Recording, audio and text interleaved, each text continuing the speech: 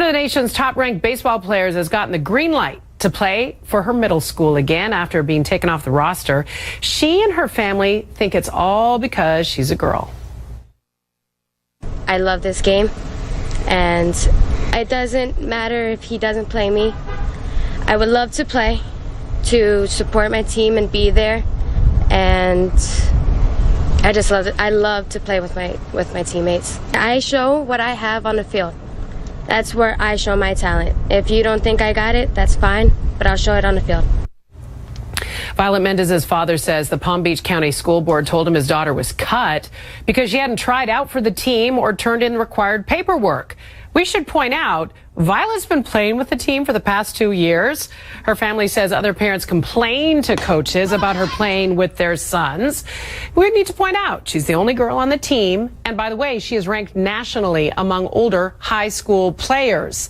The district says it just received the paperwork it needed and has allowed her to play again. But you know I had to talk about this with Violet's attorney. Mark Eiglarsh joins me now from Fort Lauderdale. And actually, we were hoping that Violet could talk to us, but she's at practice. So that's good news. She's being allowed to play. What was behind all of this, Mark? This sounds like a mess. Gender discrimination. That's what's behind all this. She played for the past 2 years. She's been an exemplary player. She didn't need to try out. The coach was in contact with my client's father and said, no problem, we have a spot for her. She had some knee injury, so she was waiting till she got healed. And when she was fine and able to play, she played last week. Now, one parent came over, referred to my client as a dyke, a lesbian, said that she doesn't belong on this team. She should be on the softball team.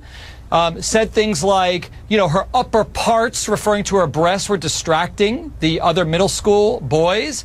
And so she belonged on the other team. Within a short period of time of her complaining, the principal told the coach, who I spoke to, who wanted her on the team, who said that she is a top player, but the principal ordered me, so she's gone. The reason that was given, the sole reason, was because she didn't try out. It was unfair. They later claimed it was because of the paperwork, which the parents had in hand, and the coach was just lax and said, all right, you'll get me the paperwork when you can. So it wasn't about the paperwork. Okay, so that's all been handled. She's playing now, but it's not all puppies and roses. I understand that, that the parent who complained is still a parent of one of the players on the team. I mean, is it uncomfortable for her to be there? She sounds like a champion. She sounds like she's focused on just playing.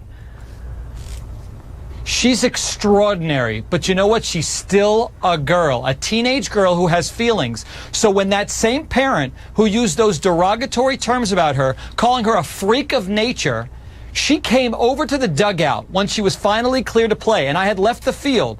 And the father told me that that woman went up and told all the kids on the team, stay away from her, referring to my client. She's trouble. Now, what does that do? I honestly, it might be a little melodramatic, but it reminds me of the kids who were finally able to be integrated. They can go to a school with whites and blacks, and everybody's going to be happy together. But you have teachers and administrators who are only doing it because they're being forced to do so. I don't like that energy. So her being on the team, woohoo, it should never have come to this, that I had to be a pro bono lawyer and fight for her rights.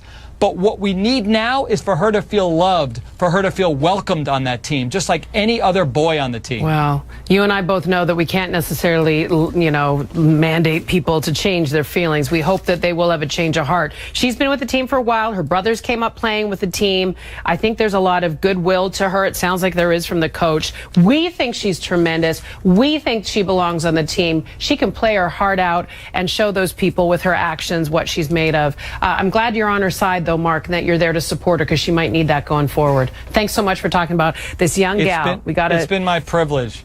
Yeah. Again, Violet Violet is something. Violet Mendez. Remember that name because she's going to be a champion going forward.